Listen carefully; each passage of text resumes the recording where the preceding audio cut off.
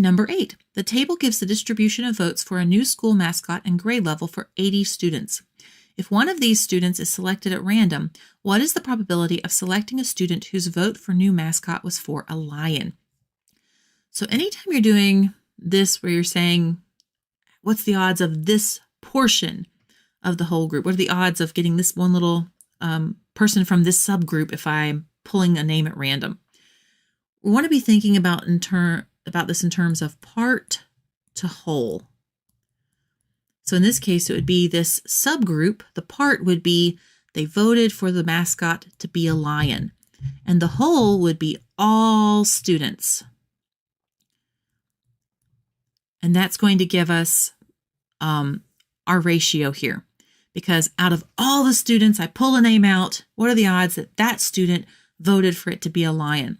So the whole number, the total number of students, if we look here in our chart, these are your totals. And they're telling you the totals in each grade level and then the sum, all total students. This total column right here is telling you the total of the votes for each mascot all the way down and the total number of votes.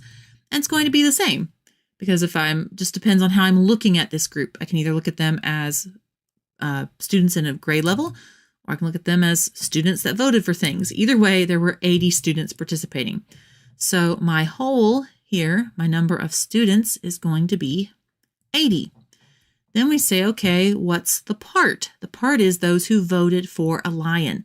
It doesn't matter what grade they're in. It just said the ones that voted for a lion. So it's this row right here. And the total number of students who voted for a lion was 20. So that's our part. That would be 20. But as you may notice, 20 over 80 is not an option in these choices. So we need to simplify this. Anytime that I have a fraction where there are at least one zero on the end of top and bottom, you can cross those out 1 to 1.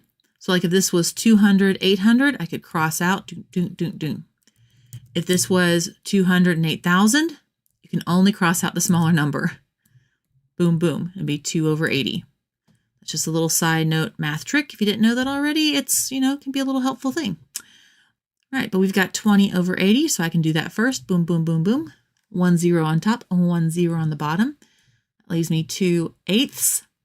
And are there any numbers, any greatest common factors of 2 and 8? Yes, there are. 2 goes into both of them. 2 goes into 2 one time. 2 goes into 8 4 times.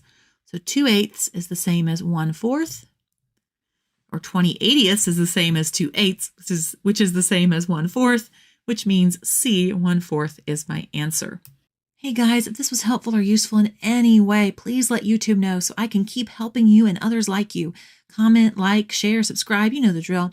Also, if you're interested in practical or fun math-related items like this math clock or this hopefully humorous t-shirt, click on the links down below to check out my Spreadshop and Etsy stores. Thank you so much for stopping by. Hope you have a great day. See you later. Bye.